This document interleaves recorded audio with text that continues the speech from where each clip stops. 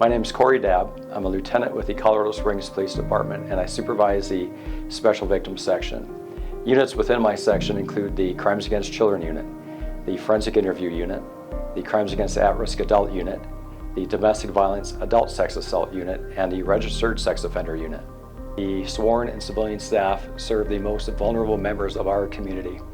It could be an infant, a young child, an elderly person, or a domestic violence victim who is still in contact with their abuser. Additionally, we monitor and track over 1,400 registered sex offenders to ensure that they're in compliance with all of the requirements set forth on their probation.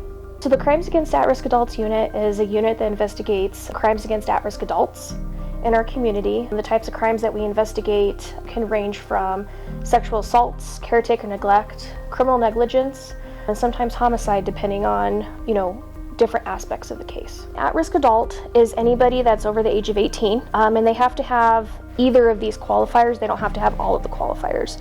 So anybody over the age of 70, anyone that can't hear, talk, see, if they have any permanent, like they're not able to use a hand or a foot, they've been diagnosed with a intellectual developmental disability prior to the age of 22, and then some mental illnesses qualify you as an at-risk adult. Majority of our cases, I would say that the normal time frame is like a month or two, because you have to look through medical records, you have to interview staff members at care facilities, you have to interview doctors, family members, friends, neighbors. So there's a lot that goes into it. We work with actually a lot of organizations specifically in crimes against at-risk adults. So we have APS, which is Adult Protective Services. We have TRE, which is the Resource Exchange. We work with Silver Key. We work with PACE. We work with other organizations that specifically try to tackle at-risk abuse. And sometimes we even rely on them when we investigate our cases, because they have a lot of really good information about the at-risk adults or even the suspects. The majority of these crimes are reported from mandatory reporters in the community or concerned citizens for at-risk adults. Unfortunately, a lot of our crimes are not reported by the at-risk adult themselves, because either they don't know they're being victimized, they don't remember they're being victimized, or they don't want to get a family member that's in trouble that's victimizing them. So a lot of mandatory reporters, doctors, APS, financial institutions, a lot of those individuals really report those concerns to us. Crimes Against Children is a unit here at the Colorado Springs Police Department, and we typically investigate felony level crimes. And these crimes are mostly either sex crimes involving juvenile victims or felony level child abuse, so physical abuse. And then we also do investigate child deaths. So most often the crimes that we investigate with Crimes Against Children typically involve kiddos under 14 years of age. Now, that doesn't mean they could be 17 and report something that occurred to them, when they were younger than 14. We investigate those too. That doesn't go to a different unit. But primarily, the crime occurred when they were under 14. A lot of our cases are cold cases. So it's people who are maybe 15 to 16 years of age, sometimes 14, and they're finally ready to disclose what happened to them when they were 2 or 3 years old. So we lose a lot of detail in that, and then there's typically no physical evidence revolving around the crime that occurred. So it really comes down to witness interviews, suspect statements, and victim statements. So they're a lot harder to prove because we oftentimes have a lack of physical evidence. We work with a variety of individuals because we're called a multidisciplinary team. So we work with the Department of Human Services. Their caseworkers often help put safety planning into place for our victims, especially when the crime is occurring in their own home. And then we work with different hospitals for the forensic nurse examiners who help perform SANE kits and other things for our victims. And then here at Safe Passage, we work with different advocates to put in support for the families and a variety of people like that. So the reason why our unit, Crimes Against Children, is housed at Safe Passage is because since we're a multidisciplinary team, we want to be able to provide the most effective care for our victims, who most times have just gone through something very traumatizing, and we're able to do that all at one place to include the SANE exams that I mentioned earlier. So instead of sending our victims off to 5 or 6 different locations, we can handle a lot of it here at Safe Passage. The whole reason, actually, that I wanted to become a police officer was to join the Crimes Against Children unit. Crimes that occur to children are very much important to investigate, even though it's very difficult to do so. I am happy to be a part of this unit, even though that the material can be challenging to investigate at times. I'm glad that I am able to do it. The Forensic Interview Unit primarily works with the Crimes Against Children unit. That's where we are housed and co-located within our advocacy center. Because most of our cases deal with sex abuse and child abuse, that accounts for probably 75% of our caseload. Recently, we've expanded our role, so we are doing a lot of witness interviews for domestic violence cases. We will respond to homicide cases if they involve children who are witnesses. We will do those interviews. And we've also expanded to help patrol with cases when they need to, as well as be an eye on overdose cases, drug cases, assault unit cases, and really anywhere that there's a need within our department. A forensic interview is very different from a normal police officer interview. We are trained specifically to talk to children in a way that's non-leading, non-suggestive, to put them at ease. And we do things like building rapport, talking about things they like to do, interviewing them in a soft, victim-focused room, so it's not scary or intimidating for them. And it really is a conversation that's geared towards them. We don't make a child talk to us. They are able to tell us as much or as little as they want to in their words. Forensic interviewing can definitely be challenging depending on the child that we're interviewing. We talk to children who are as early as 3 years old and as old as 18, and not all children talk the same way, behave the same way, or are ready to talk about things that might have happened to them. And obviously talking to a 3 or 4-year-old who might not be able to narrate is definitely a challenge. Trying to elicit information from them, those with behavioral challenges or speech delays, or maybe victims or witnesses who are just not ready to talk about what has happened to them. Those are all challenges we have to overcome in our interview room, but our training allows us to kind of go where a child goes, and obviously we would never make a child talk to us who isn't ready or can't be interviewed, because it is all about them. It is really important for a child to be in a place where they are comfortable and they feel supported when this interview process takes place.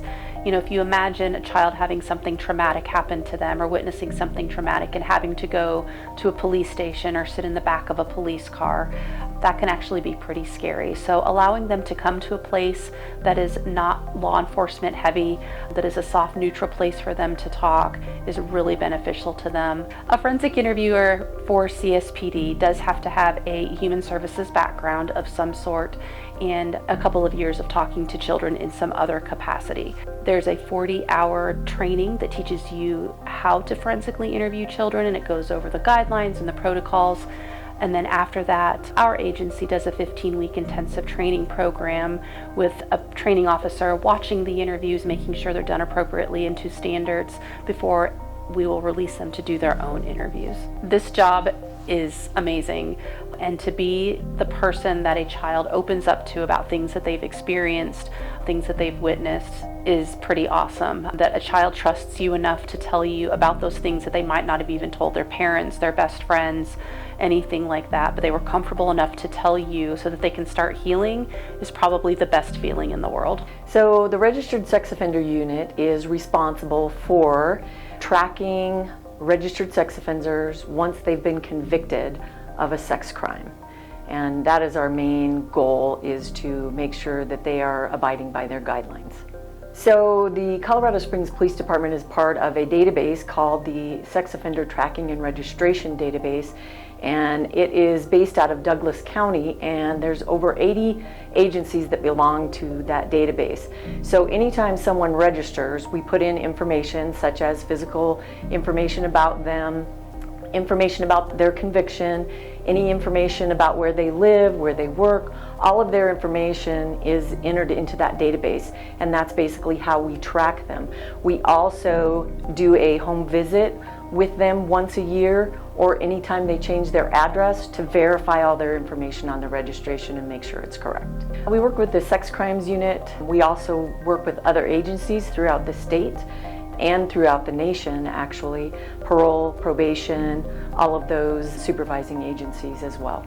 So the types of crime that you would have to commit to be a registered sex offender is any sex offense. That could be anywhere from indecent exposure all the way up to a full-blown sexual assault, and everything in between, such as exploitation of children, internet crimes against children, things like that. So it's a big scale from indecent exposure all the way up. In Colorado, if you have committed a felony sexual assault, and that goes from sexual assault on a child, anything that is physical in nature that is a felony, they have to register quarterly for life.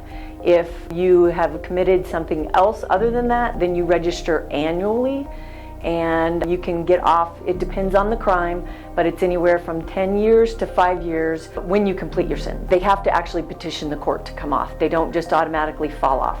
The only ones that do would be juvenile offenders. So once they finish their sentence, it's pretty much like any other crime other than the fact that they still have to register.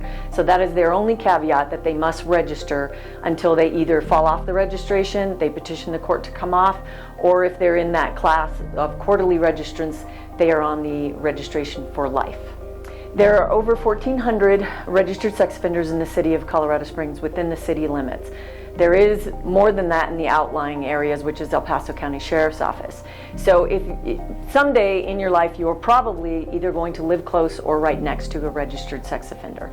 What I would say to those that are living in close proximity, be vigilant, know where they live. There are tools out there that will help you figure out who is living next to you if they are a registered sex offender. So I would not suggest going up to them, explaining anything to them. Let them live their life, you live yours, and then if you see something, say something. If you think that there's something that they're doing that might be inappropriate or criminal in nature, then you just give us a call and we will take it from there. If you believe you have information on a registered sex offender that might be out of compliance, you can always contact the Registered Sex Offender Unit for Colorado Springs Police if it's within the city limits of Colorado Springs. So the DVASA unit is the Domestic Violence and Sexual Assault Unit, and we investigate crimes that involve domestic violence. Is any crime that occurs between people who are involved in an intimate relationship that involves power, retaliation,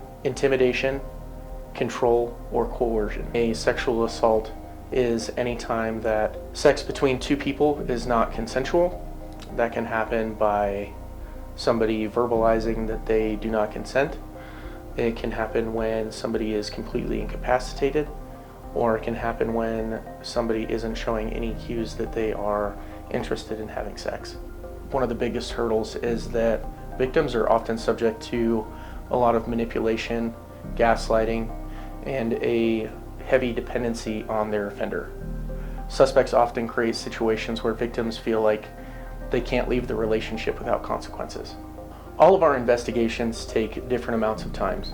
In my time with the Domestic Violence and Sexual Assault Unit, I've investigated crimes all the way back to 2017. In other cases that I investigate for a week and collect all of the evidence and make arrests on. It just kind of depends on the situation.